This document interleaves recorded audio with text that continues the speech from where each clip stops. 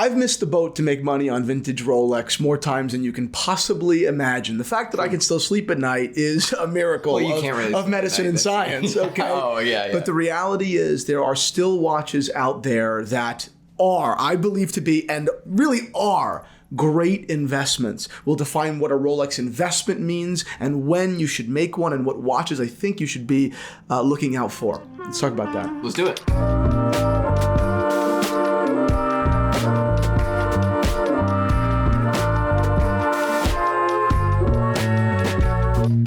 What is up, Watch fam? I am Christian, the curator of the Theo and Harris Vintage Watch Shop. My name is Michael. This video is sponsored by Ridge Wallets and Key Cases. Our friends over at Ridge, thank you very much. More on you guys later. So, today we are looking, you guys see how I jumped on that? Do it. Today we are looking at the best investment Rolexes that we think. Yep. I'll outline some points in a second. And then, surprisingly, some of the worst. Because I think now, with the watch world not being what it was in the 60s and 70s, which was obviously much more tool aspected, a lot of the things that seem like great investments won't be, because there's so much hype around them now, it won't seem cool for a very long time. Michael's he has a couple of watches and examples from different brands that were great investments that just set the kind of stage of what a crazy investment can look like. But before we do that, I want to talk about, let's define some terms here, right? Investment. What does that mean? What does it mean to say a watch is a great investment? What classifies a watch as a great investment is different than what classifies a stock as a great investment, right? Yes. The way I'll define investment, and I'll say that there are two different variables here. I think this is the lower qualification. An investment-worthy watch is a watch that I think delivers disproportionate value for its price point. Okay. Yep. Now, that does not necessarily mean that watch will ever be appreciated appropriately. We'll talk about that in the second tier here. And that's a category of watches that, whether or not they represent disproportionate value, I think they have a lot of space to rise. The ceiling is much higher on them. Yep. So these are slightly nuanced differences. I clearly I prefer the former. That stuff excites me. I don't have just this blank checkbook that you could just buy whatever you want, whenever you want, without any consideration for value. I'm a value-driven guy. When I get into watches, I get into vintage Omegas and vintage little Rolexes because I felt that those watches represented some incredible value. Today, I'm still interested in those watches. I love Piaget watches. I love vintage Patek, smaller gold watches, because I think they still represent a ton of value. Maybe I'll buy a vintage Patek, which I recently did, for, let's say $9,000. Maybe it'll be worth $11,000 in a year. That's totally possible. I think that's maybe even likely. But if it's not, it doesn't matter to me, because the watch at $9,000 is better than almost anything else in the world at $9,000 in the watch world, of course. So those are the different kind of just setting the tone here for what does it mean to be an investment watch. Right. And we all have different tolerances, of course. So, Michael, without any further ado, tell me some investments that we missed out on. The first thing I'm going to say, I don't even think you missed out on yet. Oh. And the second one, I'm going to get your opinion on. But once we do that, we're focusing on modern Rolexes. Yep. Because I'm going to say some things that I think in 30, 40, however many years will at that time be very outdated and can have collective value, which I think would be fascinating. Do you know this Speedmaster? I don't. This is the Omega Tokyo 2020 Olympic Speedmaster. It came in a set. There was a bunch. Do you know why that's significant right away? I don't. In 2020, the Olympics were postponed. COVID. So that's the COVID watch. That is one of the COVID watches. Oh, that, to me, is the most beautiful one. And the other thing... That's hysterical. Yeah. Wow. So these watches are... It's not funny at all, by the way. COVID isn't funny. Well, what's the sign for I don't mean to say that COVID... Not that there's anything wrong with that. Yeah. Could you imagine, in this alternate universe, 20 years from now, your kid is wearing this watch, you'd be like, this is the COVID watch. Not that there's anything wrong with that. So you collect COVID memorabilia? No, I just think it was weird. My dad collects skulls and bones. What? So, anyways... This is the standout of the collection. I think this would be an incredibly successful watch no matter what in time, especially considering that Omega still uses aluminum bezels. But what is the value of these watches? 8. I think that's great. I think that is undervalued. Maybe people aren't looking at that because it's still kind of weird that you would buy a watch that commemorated an Olympics that didn't happen because of this mass, right? That's probably one of the reasons. We're probably sitting a little bit too close to the fire to understand that, like, you know, I don't know. I can hear in 30, 40, 50 years that generation's talking watches guys being like, well, this is actually from the year 2020. Yeah. You know what I mean? Like, that in itself is like, oh, you made all these watches for something that never happened. Either way, even without that history, I would look at this watch at that value if it was not always being produced and think, yeah, this is going to go up in value because this is not something you make typically. The one thing I will say, and when they're not a brand partner, is that bracelet, I don't like it. I just don't like it enough. Oh, the old bracelet. I don't like that old bracelet enough. I'm sorry, guys. Maybe you guys have it and you guys love it, and that's all well and good, and God bless you. I like a thinner bracelet, and there are aftermarket bracelets that I think do better for these watches, and they're made by a company called Forstner. Forstner. We got made fun of last time. Forstner. That watch on an aftermarket bracelet, c'est magnifique. I think it's only going to go up in value. I don't know when, but I just look at that and I'm like, that is almost everything you could ever want from a watch in 20, 30 years. And the next piece is? Next piece is the Royal Oak 50th anniversary. No. This is over to you. I don't know much about this watch. So these are 37mm time-only watches that came in a small selection of dials, I believe silver, dark blue, and light blue. I believe that's it. I think that the ice blue is the one that's the light blue. The ice blue is definitely poised to appreciate dramatically. I love it. It's a great watch.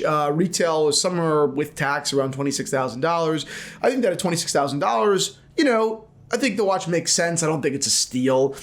They do trade above that. I was offered a silver one when they came out, and I said no to it. Really? Are you serious? No, I didn't know. Fuck off. Oh, wait, yes, I did. You said no. I've told this story many times, yeah. They're great watches. There's no doubt about it. I'm sure some of you are wearing these watches. But I had my eye on a different AP and never got that either. Was just never allocated it. Cool. I'm totally over it. It's totally fine. It's all good. It's not a big deal. It doesn't bother me. You're like, yeah, we'll call you. You're like, okay, great. Let me just make sure you have my right phone number. Well, I don't think you have my number. That's like me with like a girl at a bar when I'm 11. I'm not at a bar, but you know what I mean? It's like me at McDonald's at 11. It's like, but I don't think you have my phone number. I don't think you got my number. I got it. I'm all chunky. I'm not wearing my glasses, so I'm squinting. Yes, I do think that they're fairly good investments. It's probably not the place I would look. If I was looking at a Royal Oak, I would probably look at a 36mm vintage model if your wrist can carry it. Royal Oaks do wear very large for their size. Yeah. I even think the two tones of the moon phases are great. These are great value watches. The one thing, and they will always appreciate, in my view. But the one thing to keep an eye out on is condition. Buy condition when you're buying any watch, but specifically a Royal Oak. One is heavily finished and perfectly polished everywhere. Rather you mean perfectly polished from factory? Yes, factory polished. Yeah, that is the best. They're one of the greatest watches out there. Once you have a heavily polished version, aftermarket, it's all up and no one wants it anymore. Yeah. So yeah, definitely look at those guys. This one, far as investment, it's okay. Well, that's a big question. In 30 years, 40 years, is the 50th anniversary going to matter? I think that if they never produce the light blue again, that one. But the 50th is kind of the rotor. That's all it is. It's just the rotor difference. Yeah, right. Nah, I don't care. I don't think it will matter until the 100th. And then you'll be like, oh, I want the 50th and the 100th. Right. And then my son will get the 150th. I could see maybe the 50th anniversary 15202s, the jumbos. Those guys matter, Okay, sure. But I don't know. This video is sponsored by our friends over at The Ridge and their wallet and their key case. Yes, and right now, actually, you have a great opportunity to enter a competition with The Ridge X Hennessy to win either a Ford Bronco or a $75,000. Which is insane. Yes, every dollar you spend on The Ridge gives you a point to enter, and you can use our code to save 10%, which is amazing right off the bat. But if we're looking at this wallet, you saw what my wallet used to be. Yeah. Now this is slim thick. The truth is, you don't even need an opportunity to win a Bronco, right? To enjoy the wallet. You've loved it for the last 2 months now. Yeah, it's the only thing I've seen you, and with the key case as well. Look, and with the key case. The nicest part is the key case now is quiet. I'm not jingling all day. The Ridge wallet can hold up to 12 cards. You can try it for 99 days to see if you like it. And it has a lifetime warranty. So that's great. You can get it out of titanium. You can get it out of burnt Damascus. There's so many different colors and choices. We actually got a bunch. You're giving one to Sam too.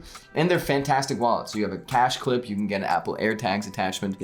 Really love that. And with the key case, you can fit up to 6 keys on the inside, and then I have my car keys on the outside. There's just nothing, I mean, not to say there's nothing worse, but it's so unappealing when you just hear someone jingling down the street. Which is me for years. It was you for years, you know, and it was kind of charming, you know, but this is much better. Well, I had people turn around and snap at me. What are you, a dog? Yeah, it's nuts. The wallet as well is fantastic. The quality here is great. It's so easy to use and just pop out. Truly. That's it. And it doesn't destroy your cards like a lot of wallets do. Huge thing. You know, one of my problems with my leather wallets has always been that, you know, with not that much time, the wallet itself begins to stretch from It drives me insane. And then your card starts slipping out. I hate that. And I've always used leather wallets. I always have. But the truth is it's not really effective. This is the exact opposite of that. It contorts itself to put pressure on your cards and keep them perfectly compact and organized. Exactly. So thank you so much to the Ridge for sponsoring us. Don't forget to enter the sweepstakes they are doing with Hennessy. All you have to do is head on over to ridge.com/Theo Harris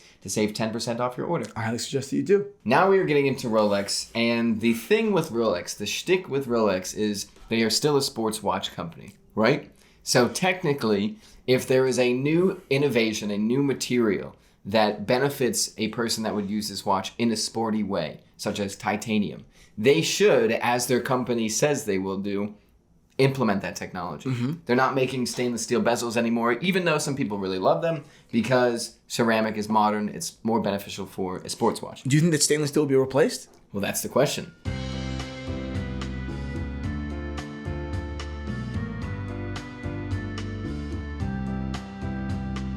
Watch secrets. Whoa! Do I think stainless steel will be replaced? Here, that's the most interesting question here. Do I think movement technology is going to change dramatically? Yes. Do I think bezel technology is going to change? Yes. Stainless steel, I can see being a thing of the past, and vintage collectors are like, well, I love that these old watches are so heavy. I love the era of stainless steel. The stainless steel era. Like, the there. No, you're lucky because... It makes me feel old. Wow, that's... You're lucky because precious metal is going to stay forever. Right. But... that's the big question. If we can get a material, I don't even want to say titanium, that scratches way less easy, that's as shiny as stainless steel, and is lighter, that would make way more sense for Rolex to say this goes in our model. Right. Right? Yeah. So, I think there will be, like, we talk about vintage being the light era. In the future, it will be like, oh, the heavy era. Like, my Speedmaster, look at the size of this bracelet. Interesting. It's a beast. Like, I think that will be very fascinating to people. I'm not sure what else. I assume dial technology will change in some way. Who else knows? But then you look at stainless steel becoming collectible. Ceramic is collectible, especially because ceramic does crack, does shatter sometimes. So that's cool because people in the future would be like, oh, it's like the Bakelite then. You know what I mean? Right. Better than Bakelite, but still not perfect in 40, 50 years. So with that being said, we'll look at some models and talk about how these can be perceived in that era. What's this first one? That is the Daytona Le Mans. That is the watch that was just released this past year. That blew everyone's mind. Only available in white gold, which I thought was really great. Yep. With this Paul Newman dial with these exotic subdials. This watch took the world by surprise. I mean, Rolex has never done something so on the nose. Vintage reissue. Never. Truly. They've never nodded that directly at something. And it was amazing they did it. The watch, I believe, retails around $55,000. And secondhand market, I've heard, is over $150,000. So the question is, obviously at $50,000, it's a good investment forever. Of course. But at $150,000, is it a good investment forever? That's a good question. So what does... It certainly at $150,000 does not deliver disproportionate value. We know that. Right. But is the ceiling higher than $150,000? And I think it really just comes down to two simple questions. One, how many are there? Right? If they're really limited, then they're definitely poised to be affected by just fluctuations in the market. And B, does Rolex repeat this sort of behavior? That's the does big question. Rolex continue, not every year, but every 5 or 10 years, 5 years, whatever, does Rolex at some relative frequency continue to say, yeah, we do a vintage reissue every once in a while? That could be good or bad. I think ultimately it would be bad.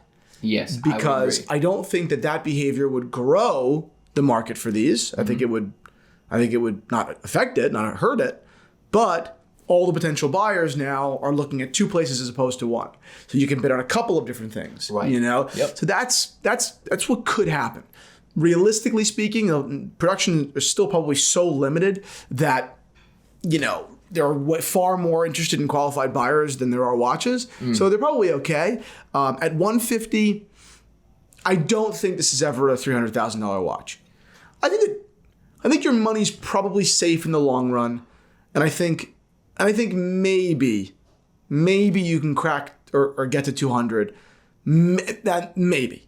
And I don't think that's likely. It's possible. I don't think it's likely. I would not consider this the greatest investment or even a great investment in Rolex at $150,000. Okay, well, here's part one of a two-part question. The next part I'll ask later. But this is no longer the Rolex that was being worn by Paul Newman, like these racing people. Right. This is more of a tribute to the original. Mm-hmm.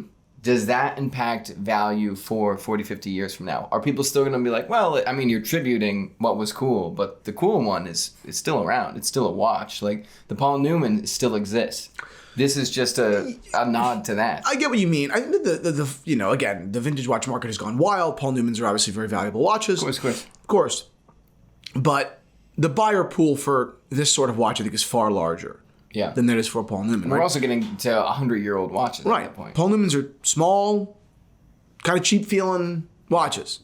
And there are a lot of people in the world that are going to be like, I don't get it. Why would I buy the one I don't like for $1 million when I could buy the one I do like? Also, that's in gold for $200,000. And why would I buy a watch by a guy that makes salad dressing? Right. Exactly. Paul Newman's own. Nothing else. So that's the first part of the question. The second part of the question we'll get to in a second. But the discussion here is not just about the Daytona. The discussion here is about the previous generation Daytona versus this generation Daytona, where the watch looks like it got a bit bolder. We got a stainless steel ring around the ceramic. Small updates, but small updates are the bread and butter for people collecting watches in 30, 40 years. Mm-hmm. That's the discussion right here. What is better off? Pre-steel circle, post-steel circle. So, all right. So there's two generations of ceramic Daytona so far that look almost exactly alike, but they're not exactly alike. One is slightly larger with thinner lugs. One has this. I don't think that will ever matter. Really?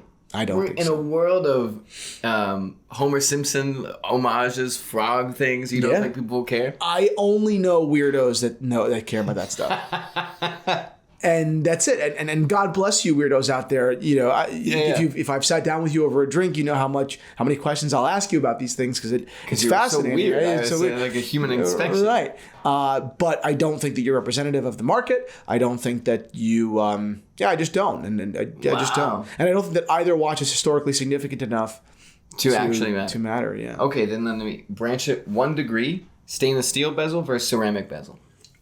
Again, looking that will always be a difference. That's a big difference, and I think that will. I don't know if it will come down to historical significance as much as it will just preference. Which watch does the world prefer on just its merits? Oh, fascinating. That's where I think fascinating. I think that the dust will settle there. What ended up being the more attractive watch? Right. Exactly. Wow. Yeah. Now the Zenith Daytonas will always have something there, right? Of course. There will always be something there. The Patrizia Daytona is always something there. Of course. But regular steel versus regular steel, ceramic versus steel, that's going to be up to taste, and I think taste alone. Wow, interesting. I would say the ceramic is such a push into modernity that would have more value because now we're talking whatever the bezel is made out of. People be like, oh, that was a really big jump. Like, that was huge. That's two very different watches. Yeah. But I have no idea. Stainless steel ring, I'll text you in 50 years when we see what happens. Yeah. Yeah. Smurf, this is one that you put on the list. Yeah, I think that these Smurf watches, first of all, everyone knows I'm a gold guy. It's no surprise that I put gold on this list. Smurf is gold? Smurf is gold. How could you tell? But you can't. It's white gold. Why would you get it? But I think that the Smurf is is just loud enough to be the benefactor of, attention, right? It will get attention. Yeah. As opposed to some other white gold watches that just won't as much. Won't be seen. Right? Yeah. The Smurf will pretty much always be more valuable than my GMT. I think that's Really? I think that's fairly likely. I think that my GMT will always be a little bit more interesting. But I think the Smurf will always be gorgeous, God, and I think a little bit more valuable because it's I'm whispering, but I'm also screaming. And I'm getting all the credit for whispering, but you all know. And that's a beautiful thing. It's very similar to a white gold day-date, right? I'm whispering, but I'm kind of screaming. Like it's a day-date. People know, a lot of people know that watch isn't fascinating stainless steel. Yeah, well, the interesting thing is I looked at your GMT, I was thinking about it on the drive here, and I was like, I think that in a while, like, again, though, it plays to your point of the Rolex collector that's too niche for their own good. Yeah. I was like, I think that, like, Mark 1, black dial, white gold, all original, Rolex changed both the ceramic color and the dial color. Yeah. I was like, I think that would be watch very valuable watch. Could be poised to appreciate. I think it will definitely appreciate. It's one of the, I don't want to say one of the last because it could still happen, but it's one of the few mistakes that Rolex is making in modern times. Totally. I think that watch is endlessly brilliant and I love it. I'm glad that I own it. But I do think that this watch is poised to appreciate more. Now, you can get these watches, depending on the mood of depending on the economic climate, right, in the watch industry, somewhere between $34,000 and $38,000. I know that's a big difference, but depends on a couple of variables, condition, and just circumstances, really. Sometimes things just pop up. I mean, and a lot of the things on the dealer market at this level, they're taking shots. A dealer may list something at 38 that he may well take 35 for. It just happens, right. So these are good and interesting opportunities to buy. I think that they're beautiful. I think the Smurf is beautiful. I agree. The first big move for Rolex to say we're not just a tool watch company was the gold sub. You'd say, right? Yes. The gold sub. All of a sudden, everybody was like, "Well, that doesn't really make sense for a dial." I guess it kind of does. And this is a grandchild of it. But this could also be said like that was their first move where you're like, okay, it's not just this. And this was basically them putting the period on the end of the sentence that it's like, we are not a tool watch company or we're not just a tool watch company. Exactly. And this is your bread and butter. This is my shit. This is a 36 millimeter. It was only made in this size. Rolex Day-Date with a diamond pavé dial and all these brilliant rainbow sapphires. I think it's a perfect Day-Date. I think it's ridiculous. I think it's ostentatious. I think it's over the top. Yada, yada, yada, blah, blah, blah.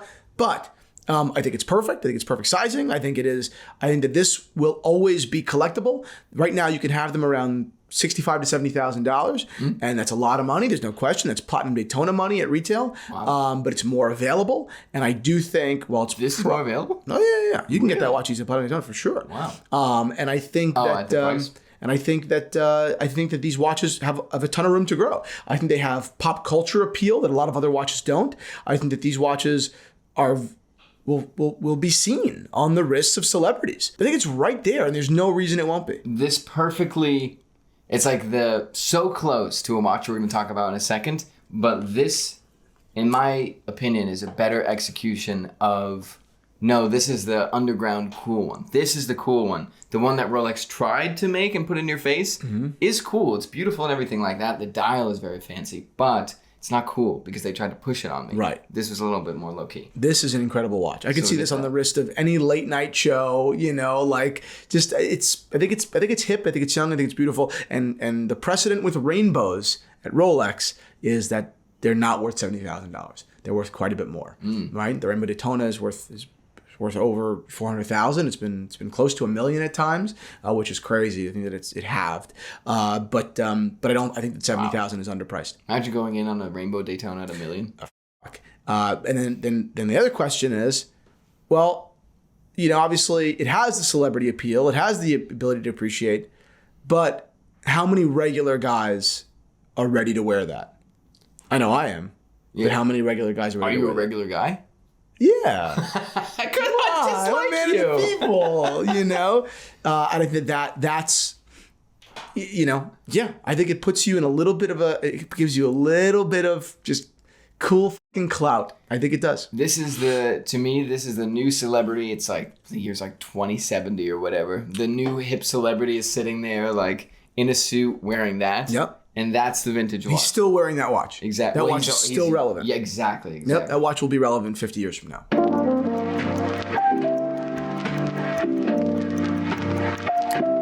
Straps, as many of you should know, bring a whole world of potential to mix up your watch collection. They breathe new life into watches. They help you pull out different colors. They give them new personality.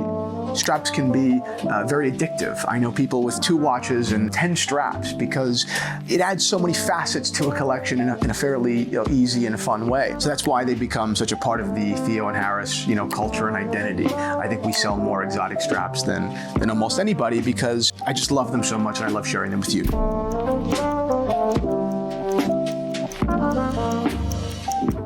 Now we're getting into the technology aspect. Obviously, the first titanium watch that Rolex released was the Deep Sea. It's a 50 millimeter watch. It's like 89 millimeters thick or something. It's a tank. It's ridiculous. It's not something I see in the conversation of collectible Rolexes because it doesn't have really wearability. No. But the second watch in titanium was the Yachtmaster in 42. Yep. Which to me is the very slow beginning of a turning ship for Rolex's base metal.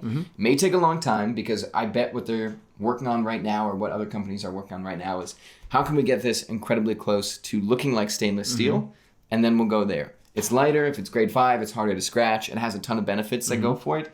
And I think that is the new move for Rolex. And this is the first pioneer of that. Yeah. And the interesting part is obviously it is brushed beautifully. It's a beautiful looking watch. We do have some polished bezels and everything like that.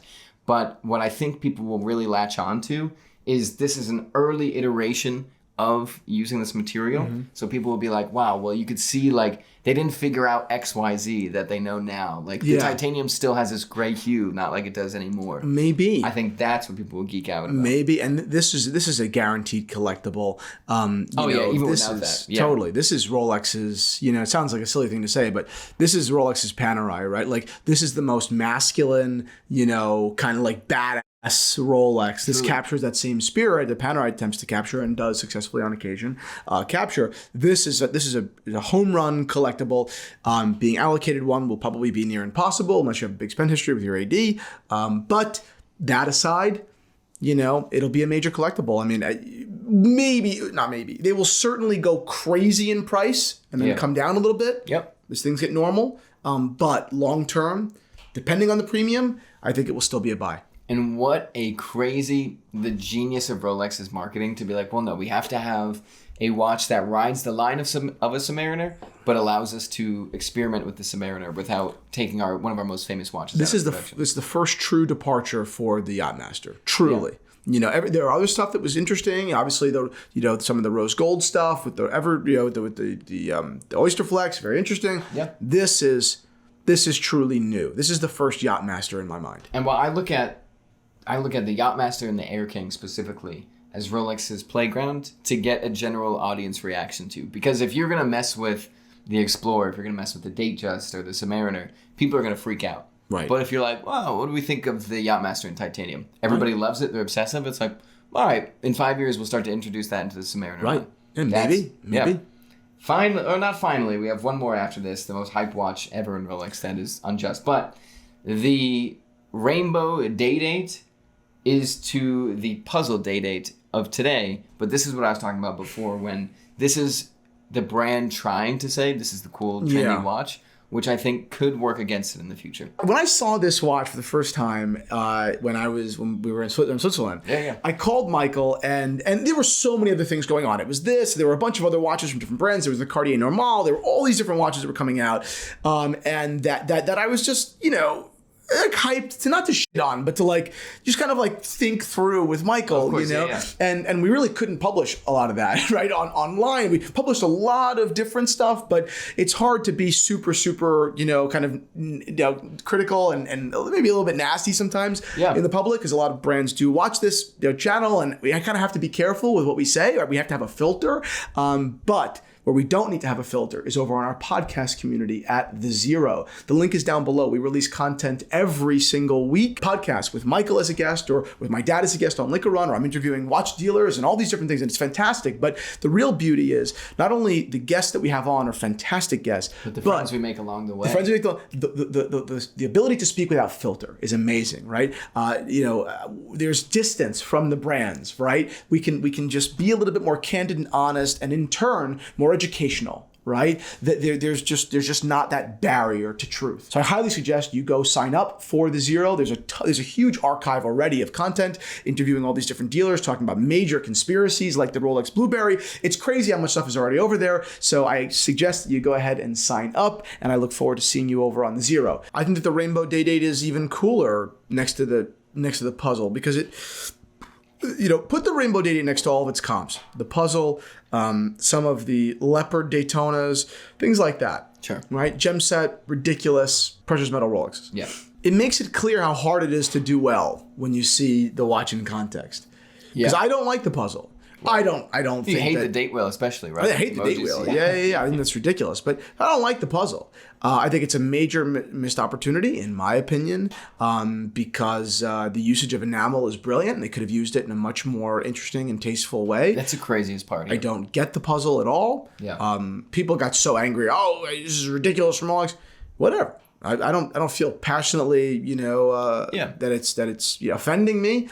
I think it's a stupid watch, and I don't think it's cool, and I don't think it will last. And I think it's a toy. I think it's a silly little toy that rich people will buy and play around with, and no one will ever care about it after that. That's what I think. I would have to agree. I think it's cool that they did it, but really, like you said, it's like, out of all the things you're going to use an enamel dial for, you did like a puzzle.